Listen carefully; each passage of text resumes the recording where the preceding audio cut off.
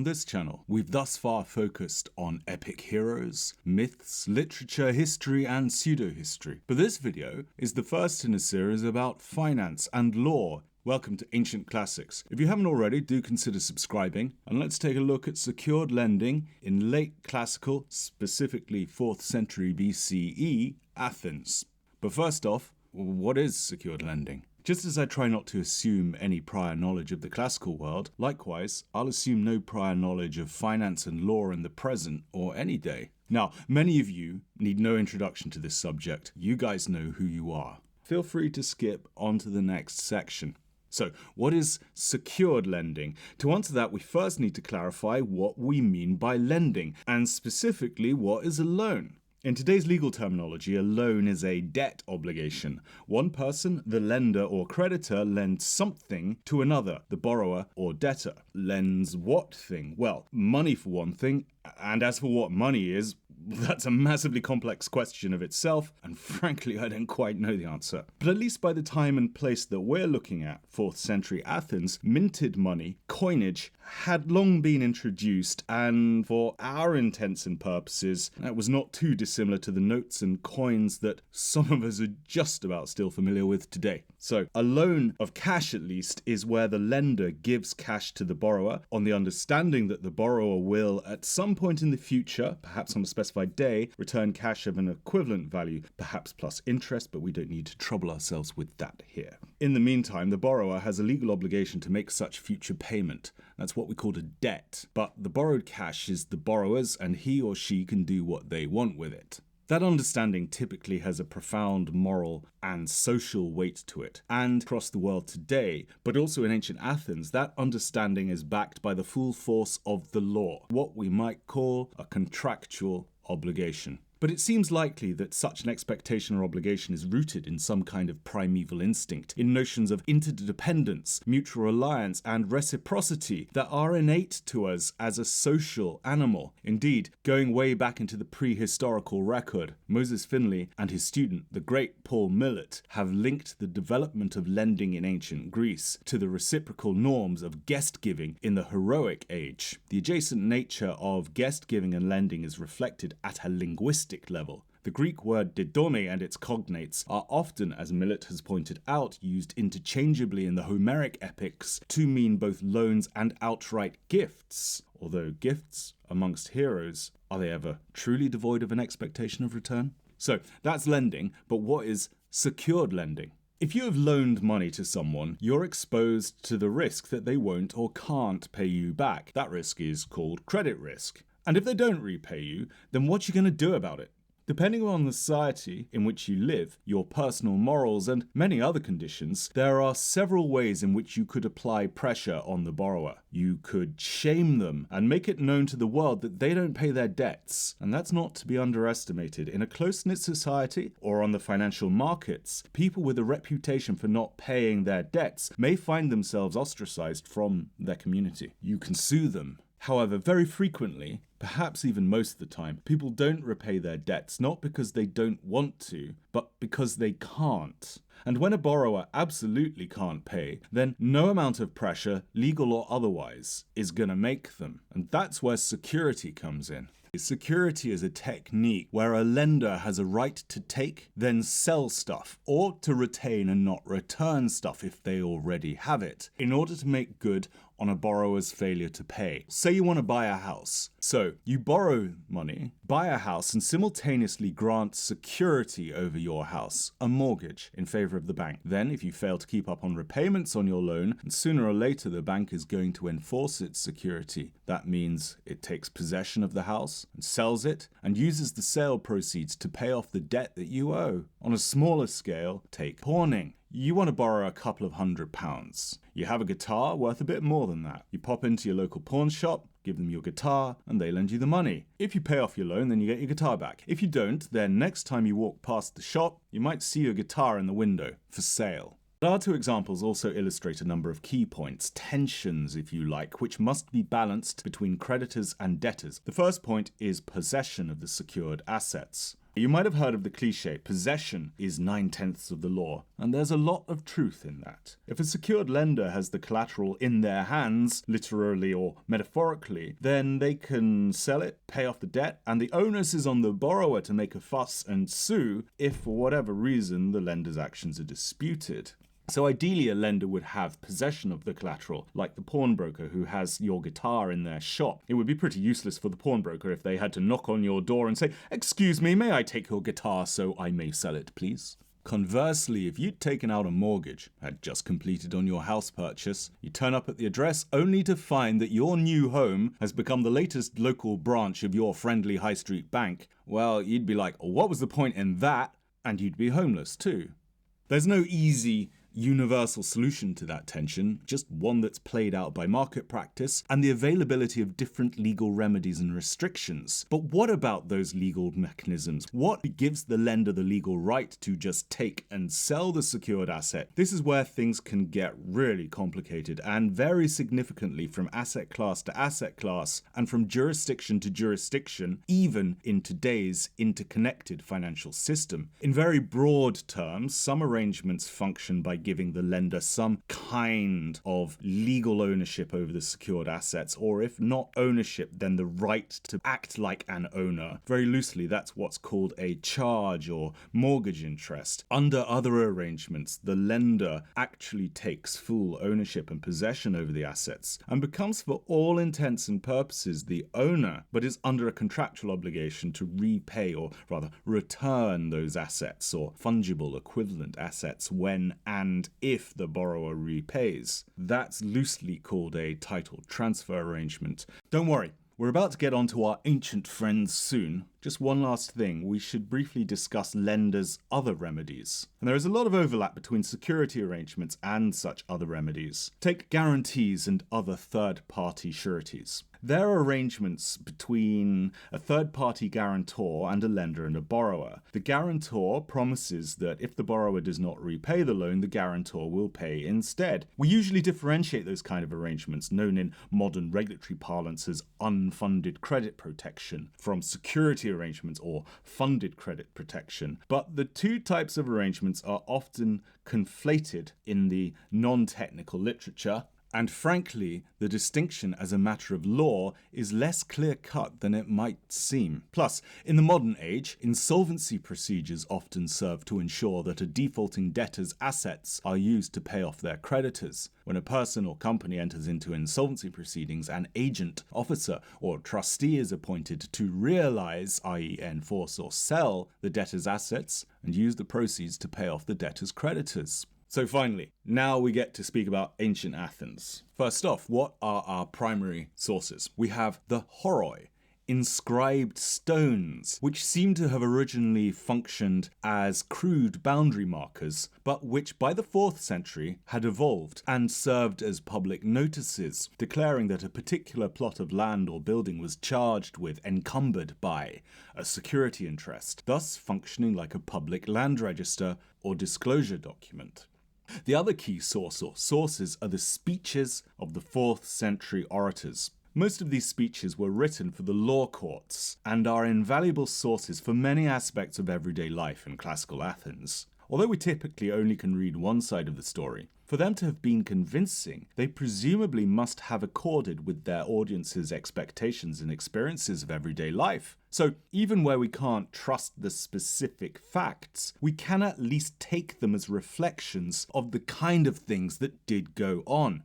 And several speeches of or attributed to Demosthenes in particular deal with mercantile cases or other litigation relating to debt claims.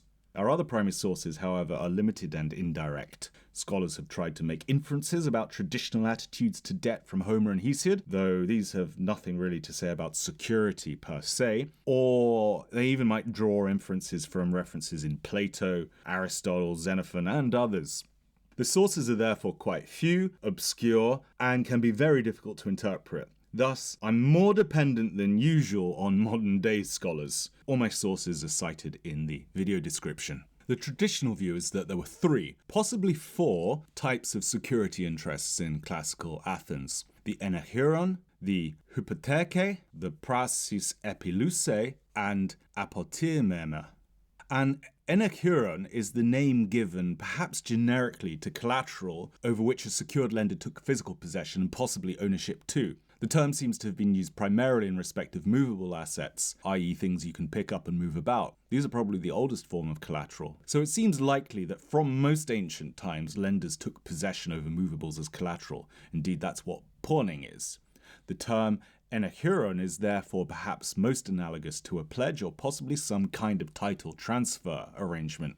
The term hypothece will sound familiar to many of you. It's a word that has found its way into modern civil legal systems via Roman law, and even English and common law systems, though the word hypothec sounds rather archaic today. If we break the word down, it comes from the Greek words for placing, tithesi, he or she places, or eteke, he or she placed something under hypo, something else, i.e. encumbering an asset with a security interest without necessarily requiring the secured lender to take possession, though in English terminology we tend to think of placing security over something rather than under, but who cares? Over or under, it's just a metaphor. So linguistically, this really looks like what we would today consider to be a classic security interest. Prasis lusei means something like transfer on condition of release. That implies the transfer of something, whether possession, ownership, or both, subject to a subsequent retransfer back to the borrower once they've repaid the debt. At this point, one's really tempted to think of the modern practice of title transfer collateral, but perhaps it doesn't have to mean the transfer of full possession and ownership. Under English law concepts of a mortgage or security assignment, ownership or an aspect of ownership transfers to the secured lender, subject to the equity of redemption, i.e. the borrower's right to receive full ownership back when their debt is discharged. Prasis lusei could be more analogous to that rather than full-blown title transfer. Some have speculated, for example, that the term prasis lusei was too precarious from the borrower's perspective, and that the concept of hypothece evolved soon thereafter as an alternative security structure, one allowing the borrower to retain possession and ownership while still giving the creditor a secure, enforceable right. But really, all of this is far from settled. And for one scholar who seems adamant that prasis lusei is a full-scale title transfer arrangement, there's another who says the opposite. Now, if everything I've been saying sounds a little bit muddled, well, that's because it is. So much so that in the 1980s, Edward Harris just got fed up with it all and declared that maybe the distinction between these different terms is illusory. It's tempting, you see, too tempting perhaps, to try to find meaning in each of the terms, to try to distinguish them by reference either to their linguistic roots or by making close comparisons to modern legal concepts. But they might just be synonyms. We really don't know. The horoi are too obscure and brief to be of much use, and as for the orator's speeches, well, they're persuasive rhetorical speeches, not technical legal treatises. Harris concludes, previously, it was believed that the Athenians had at least two forms of hypothecation, one in which the borrower retained ownership of the security, the other where the creditor gained the ownership. A rather different picture has emerged. We can now see that the Athenians did not have two or more forms of security, but essentially one type of security, where the borrower and the creditor each considered himself the owner of the security. Well, that solves that then. So let's try to move on from points of classification and characterization and consider some of the important legal tensions, the conflicting rights and interests between creditors and debtors and between different creditors. One critical question is, what residual rights does a defaulting debtor have to the excess value of their secured assets over their debt?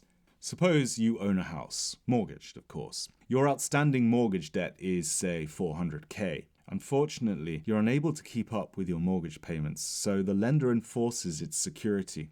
Your home is repossessed, put up for auction, and sells for 600k. The lender pays off your debt to it of 400k, leaving an excess of 200k, ignoring taxes, agents' fees, and other costs. Now, all of that is a very unfortunate state of affairs, but ultimately, so long as the mortgage lender gave you sufficient grace, acted in good faith, and did not enforce its rights overly aggressively, well, it's fair enough. But that 200k left over, that's yours, surely.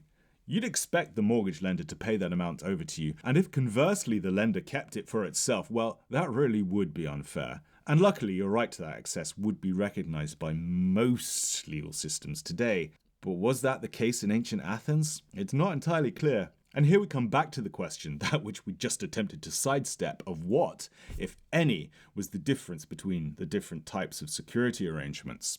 Fine, for example, concludes that under a hypothece arrangement, debtors had the right to the excess value of the enforcement proceeds, but not in the case of prasis epi lusei, under which the creditor kept all the enforcement proceeds. The evidence is mixed and indirect, but I guess the argument is that if prasis epi lusei is an outright sale or transfer subject to a condition that the property is returned upon discharge of the debt, then if the debtor never himself actually discharges the debt, there is never a legal obligation on the creditor to return the collateral or proceeds of sale. But like I said, even the basic legal characteristics have been disputed. What about multiple creditors? Is there any evidence to suggest that a debtor could grant security over the same asset for the benefit of several creditors? And if so, what were the rights of those creditors as between themselves? We should distinguish between two quite different scenarios. On the one hand, there are instances where two or more creditors lent to the same borrower at the same time and on the same terms and probably acting jointly, and took security therefore. This certainly happened, and there are examples in the literature. In those situations, the rights of the creditors are largely a matter of the agreement between themselves, an intercreditor agreement if you like, although I would expect that the relevant laws on partnership, whatever they were, might also come into play. We might consider those kind of issues in a subsequent video, as it's a really important concept. But on the other hand, you have a very different set of issues where a borrower, having granted one creditor security for a prior loan, then grants security over that very same piece of property for the benefit of another creditor on a subsequent loan.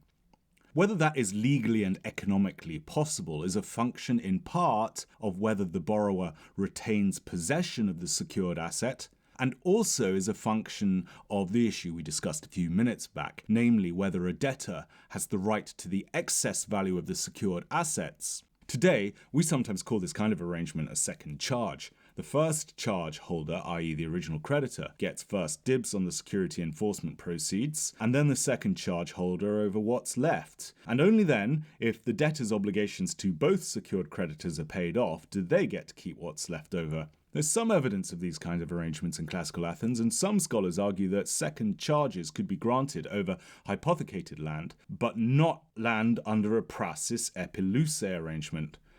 But once more, I'm going to chicken out and quote this time Finlay.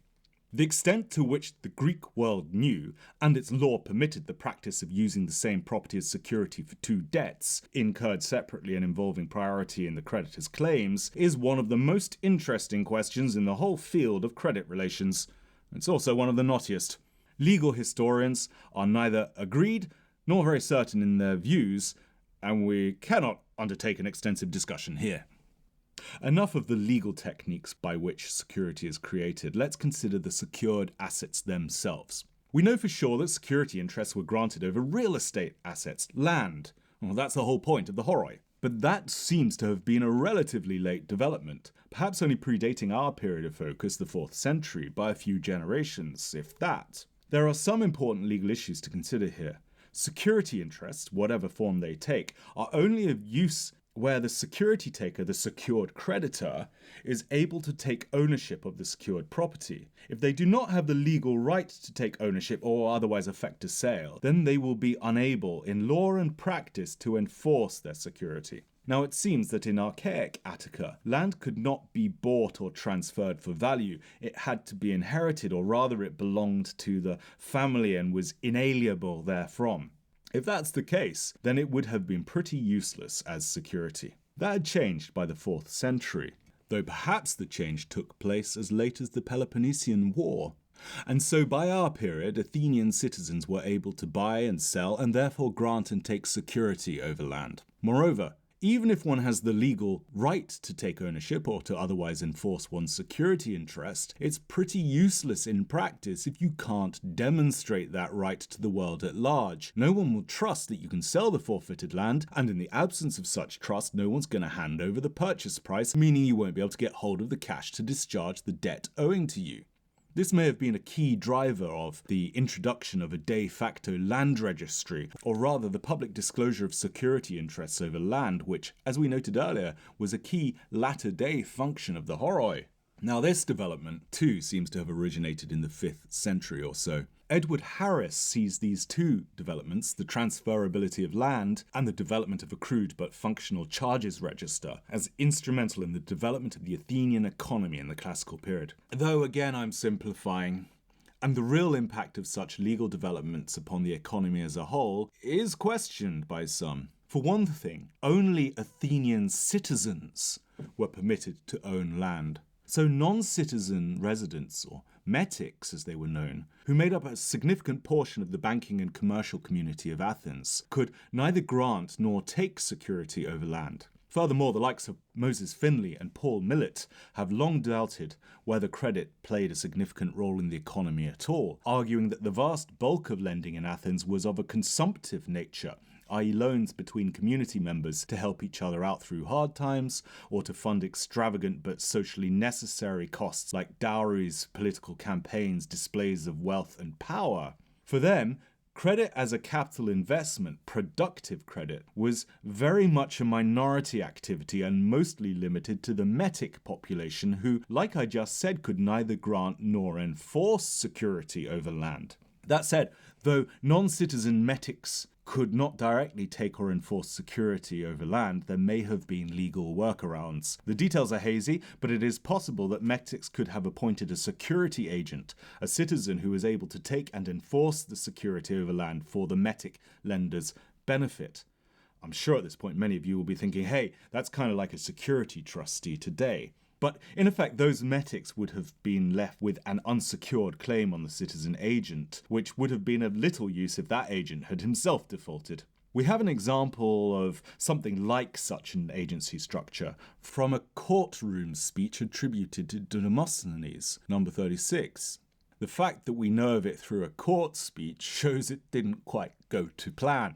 So, whilst there were definitely many instances of security being granted over land, it was certainly not the only nor the earliest form of secured asset, and in broader commercial and economic terms, perhaps it wasn't that important after all.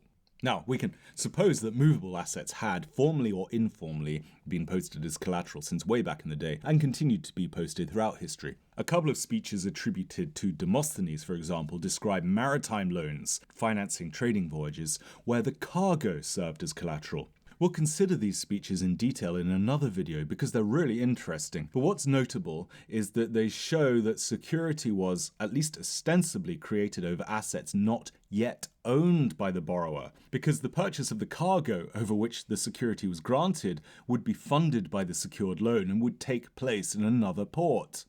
That's quite an advanced concept, really. It's evidence of security being taken over all kinds of assets, over whole businesses, including workshops. But I've not seen any evidence of security being taken over intangible assets. An intangible asset, by the way, is something that does not physically exist, something that cannot be touched, smelled, or moved around, i.e. a legal right.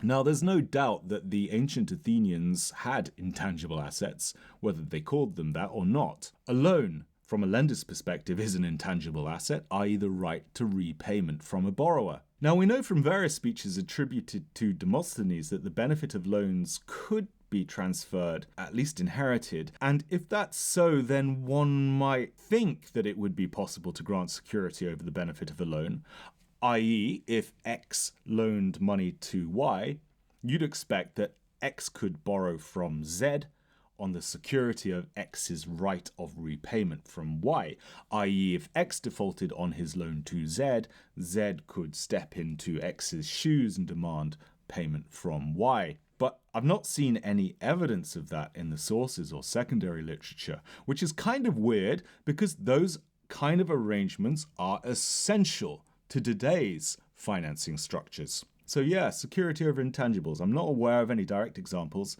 and that seems like a massive lacuna. So let us know in the comments if you are aware of any examples that have passed me by. And by the way, though it is clear that debts could be transferred in some circumstances at least, the whole question of the general transferability of credit, or credit as an asset class in itself, and essentially therefore of the existence of or possibility for proper capital markets, which is what we're really driving at here, is a whole other theme in itself and one which we might cover in the future.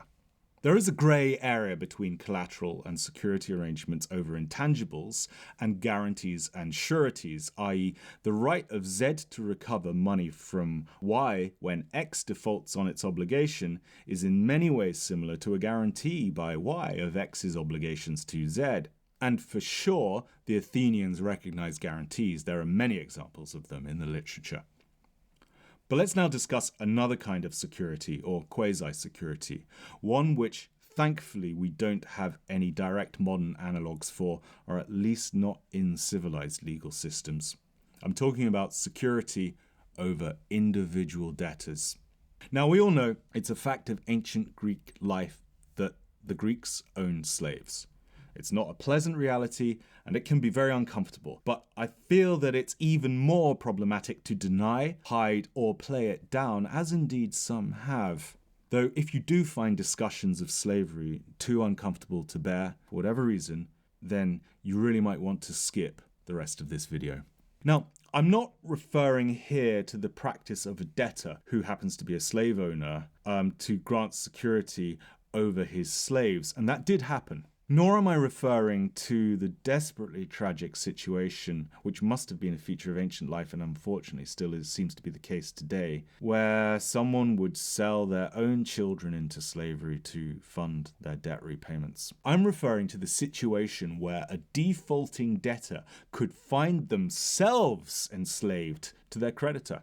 Query whether that situation is actually a form of security, or rather whether it's more akin to a kind of personal insolvency procedure, a remedy of creditors imposed by law rather than owing to the conscious grant of a security interest by the debtor. But it's far too interesting a point not to cover.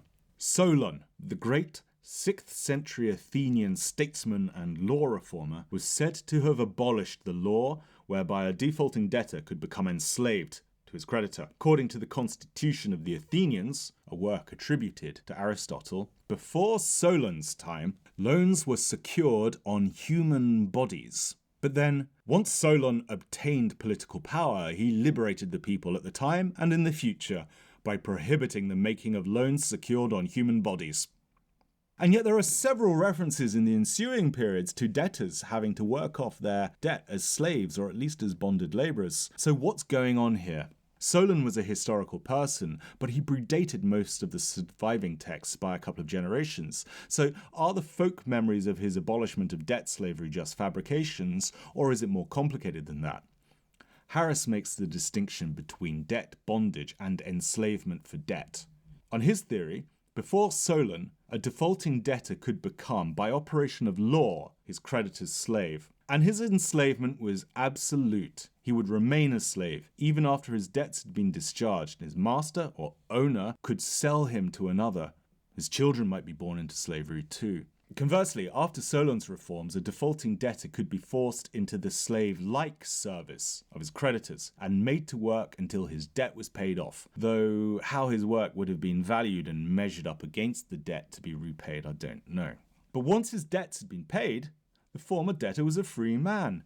Meantime, he could not be sold and his children wouldn't be born free. A grim state of affairs, to be sure, and surely one open to exploitation, but infinitely better for the debtor than absolute enslavement. We can see it as roughly parallel to certain corporate insolvency procedures, such as very loosely administration or administrative receivership, where creditors or their agents can take control over an insolvent company until their debts are repaid. So that's our superficial but far from brief survey of the legal techniques of secured lending in classical Athens. The basic principles of secured lending as used today were already in place and effective at law. The precise technical details of the legal mechanisms underpinning such arrangements are unclear and probably not on all fours with modern techniques. But that's no surprise. Even today, even within supposedly harmonized legal regimes such as the European Union, the details of such legal mechanisms can vary quite significantly from jurisdiction to jurisdiction, and even finance lawyers tend to brush over the details and differences in general parlance, but they kind of function in much the same way. But we shouldn't let that lull ourselves into the familiar trap of assuming that it's all the same, because there are some really significant differences, not least the interplay between security, guarantee, and debt bondage, which has some parallels, although of a very different nature, between the overlaps between funded and unfunded credit protection techniques and insolvency procedures today. Most notably for me is the absence of security over intangible rights, though that might simply be owing to my personal ignorance or to the lack of surviving evidence. So much for the legal techniques, though. We've largely avoided the actual commercial and economic uses of these techniques. In a future video, we'll explore these themes specifically in the context of a maritime loan, but perhaps after something lighter on a more mythological or literary theme. So, like and subscribe, and we'll be back soon.